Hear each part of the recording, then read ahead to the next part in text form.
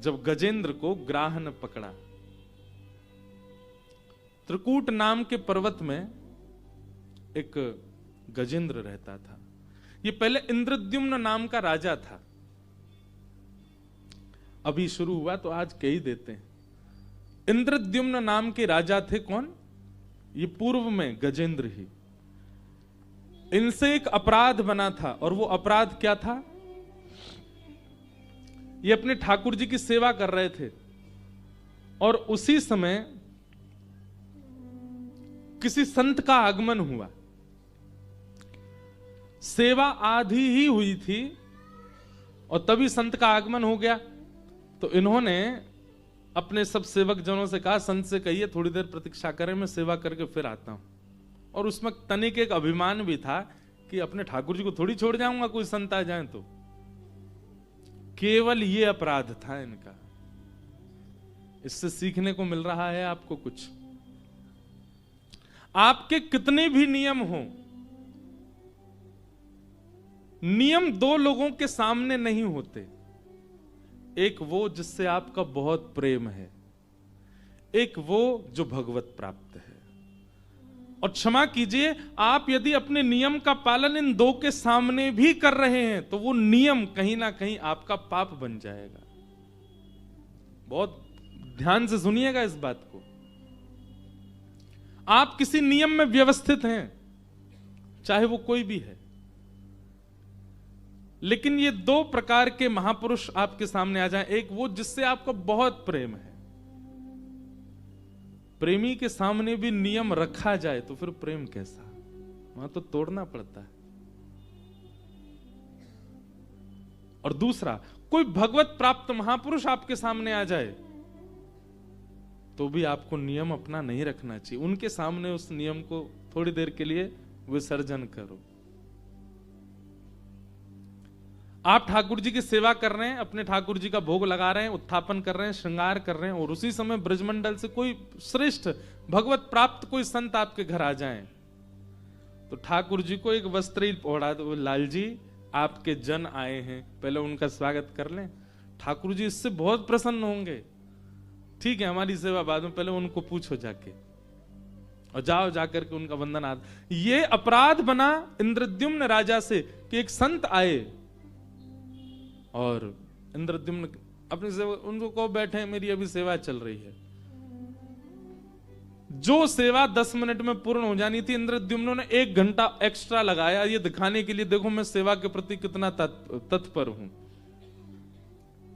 और इसी अपराध के कारण उनको अपने अगले जन्म में गजेंद्र बनना पड़ा, गज बनना पड़ा। पत्नी बच्चों के साथ एक दिन नदी स्नान के लिए गए थे।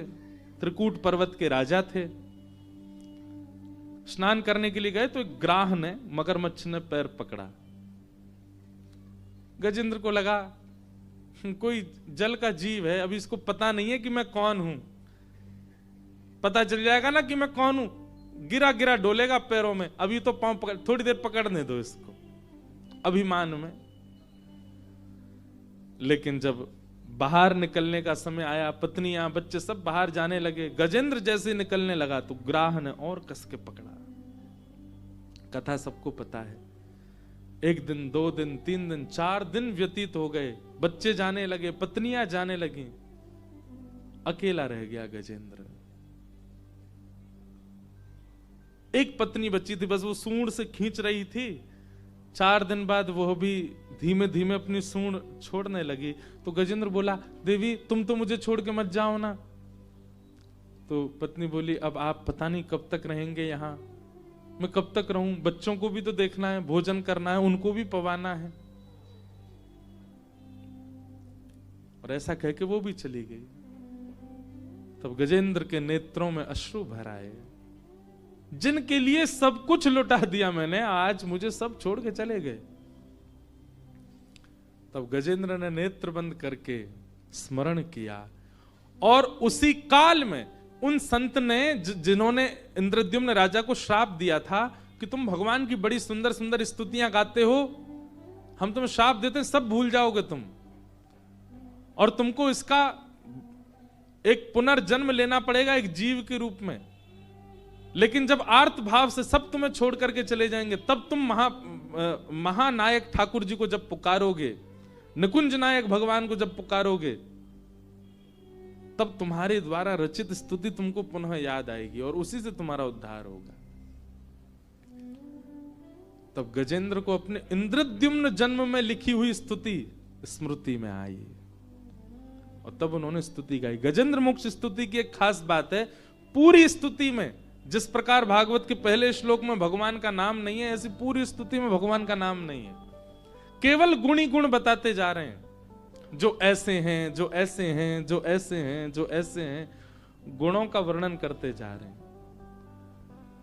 आकाश में कहते हैं 33 कोटि देवता प्रकट हो गए गजेंद्र की स्तुति के समय, लेकिन कोई भी रक्षा करने नहीं आया। क्यों? सबके मन में भाव था एक बार नाम बोल दे तो हम जाएं।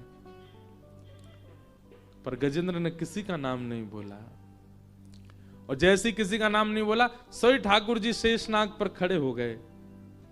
गरुण जी को कहा जल्दी आओ। लक्ष्मी जी बोली कहां जा रहे हैं? बोले गजेंद्र की रक्षा कर। उसने आपका नाम तो लिया नहीं। देखो सब खड़े, जब किसी का नाम नहीं लिया तो आपको इतनी जल्दी क्यों होती सब जगह जाने की? बोलने दीजिए एक बार, वैकुंठपति आए, नारायण आए, श्रीपति आए। ठाकुर जी बोले मेरा एक नाम यह भी है कि मेरा कोई नाम नहीं है।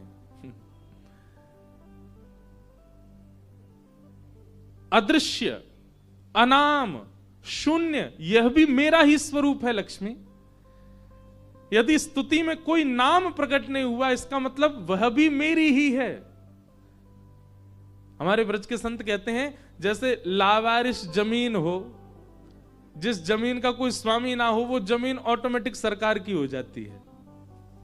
ऐसे ही गजेंद्र की जो स्तुति है वो लावारिस है, उसमें कोई किसी का नाम नहीं है, इसलिए ठाकुर जी ने उसको अपना बनाया। बोले ये किसी का नाम नहीं बोल रहा है, इसका मतलब मेरी है ये। और जैसे ही भगवान गरुण पर आरूढ़ होकर के गजेंद्र की रक्षा करने गए, पूरी स्तुति में गजेंद्र ने नाम नहीं बोला है, लेकिन जैसे ही ठाकुर जी रक्षा के लिए पधारे, तुरंत गजेंद्र ने उस सरोवर में एक कमल था, उसको अपनी सूंड से तोड़ करके आकाश की ओर प्रस्तुत किया और तब अंत में कहता है नारायण खिल गुरो भगवन नमस्ते। इस अखिल ब्रह्मांड के जो गुरु हैं नारायण, मैं उनके चरणों में वंदन करता हूं। तब भगवान ने आकर के गजेंद्र की रक्षा की। एक बात स्पष्ट होती है कि ठाकुर जी को नाम सुनने की और नाम के प्रस्तुतिकरण से ठाकुर जी प्रसन्न नहीं होते। कोई उनके नाम की बहुत प्रशंसा करे, उससे ठाकुर जी प्रसन्न हो, ऐसी भावना से अगर कोई नाम प्रशंसा कर रहा है तो वो भूल जाए, ठाकुर जी को उससे रुचि नहीं। नाम आपके कल्याण के लिए, अपने कल्याण में ही रहिए उससे।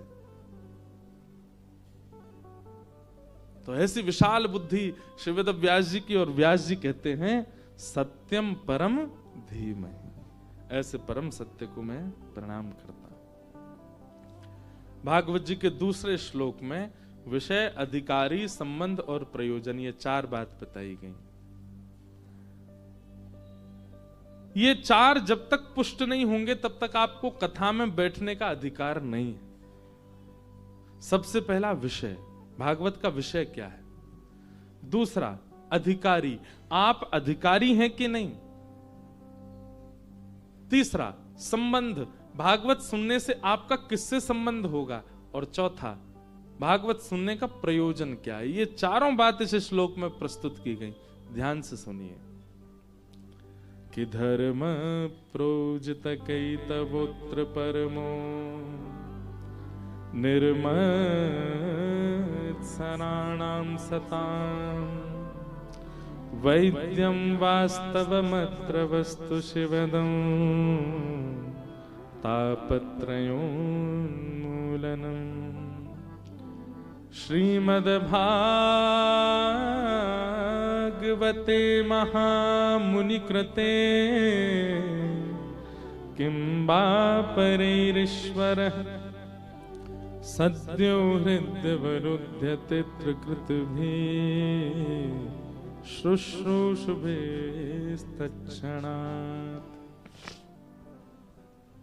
भागवत जी के जो श्लोक है ना, ये सारे संस्कृत ग्रंथों में सबसे कठिन है। क्यों? क्योंकि भागवत जी की श्लोकों की रचना वेदव्यास जी ने कैसे की है पता है? समाधि में जाकर के। समाधि में जाकर के कोई व्यक्ति लिख सकता है? इसका मतलब क्या है? वेदव्यास जी जब समाधि लगाए थे तब खाली पन्ने हैं और कलम उठा करके समाधि में बैठे, और समाधि से जब उठे तब तक भागवत रचना हुई। इसका मतलब यही है कि भागवत की रचना के, भागवत के जितने भी श्लोक हैं स्वयं श्री कृष्ण ने उद्भव किए हैं। इसलिए एक अलग प्रकार की संस्कृत भाषा है भागवत की। इसलिए विद्वान कहते हैं कि विद्वान की परीक्षा भागवत से है। भागवत जी के श्लोक अद्भुत हैं। अब सबसे पहली बात विषय, भागवत जी का विषय क्या है? तब कहते हैं धर्म प्रौजित कई तवोत्र परमो। सावधानी से सुनिएगा, सुनने वाले श्रोता के चित्त में परम धर्म का उद्दीपन होना, यही भागवत का विषय है। परम धर्म का मतलब क्या होता है?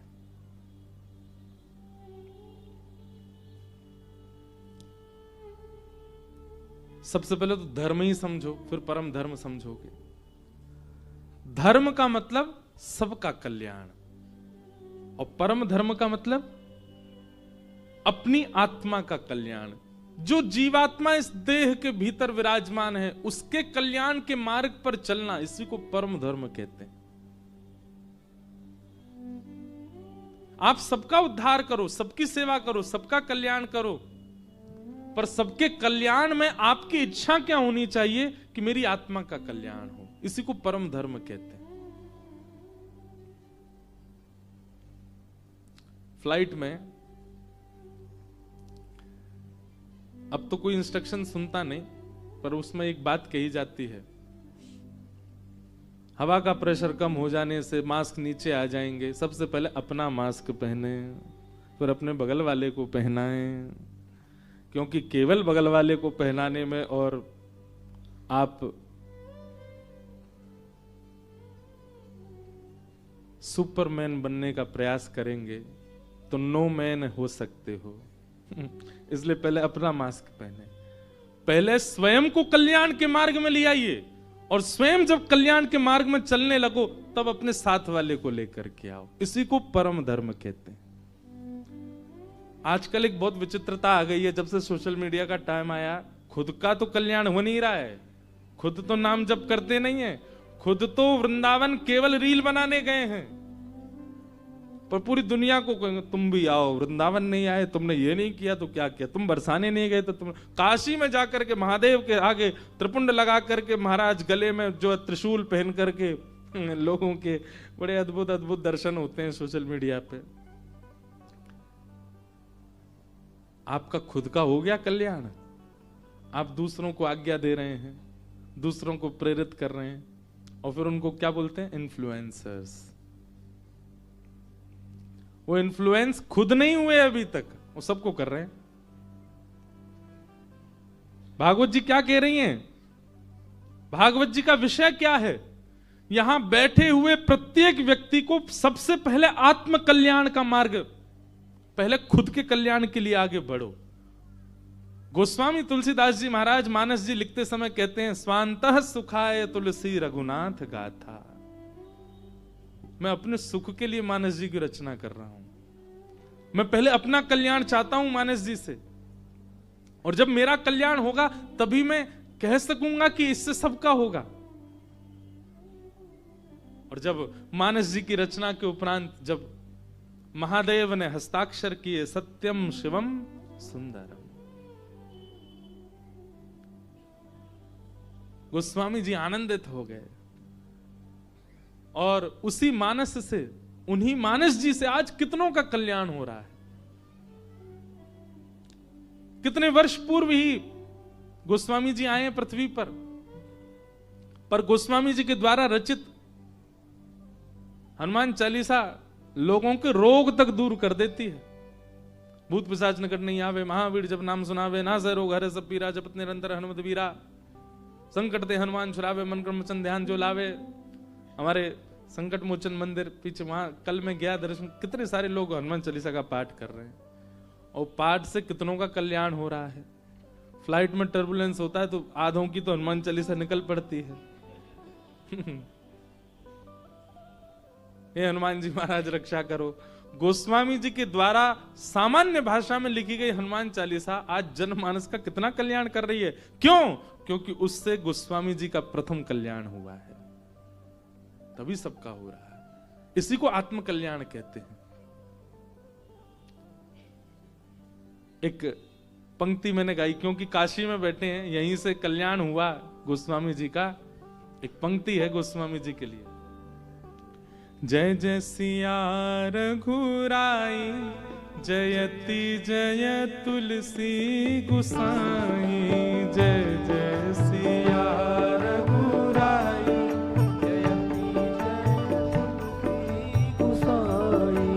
जय जय सिया रघुराई, जयति जय तुलसी गुसाई।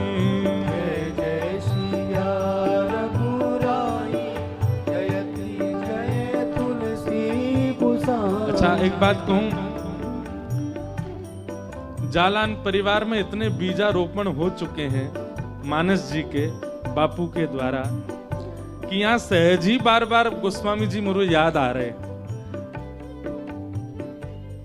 हमारे नाना जी एक बात कहते थे, वो लाला कथा करते करते सहज ही उस भाव का स्मरण होने लग जाए जिस भाव का कथन भी नहीं चल रहा है, और वो भाव बार बार याद आने लग जाए, वो महापुरुष याद आने लग जाएं, तो समझ जाना वो महापुरुष कथा में ही बैठे हैं, उनकी उपस्थिति है।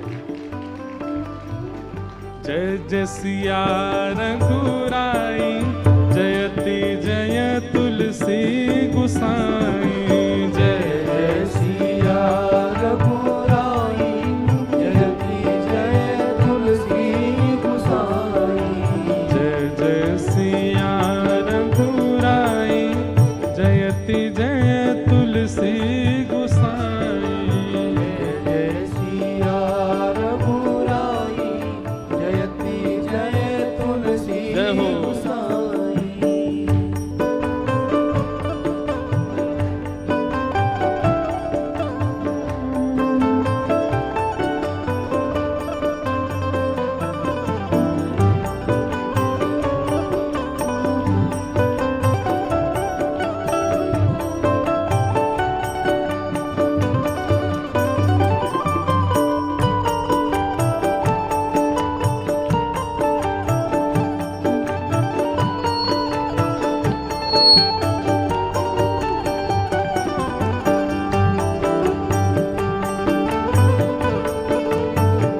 सिया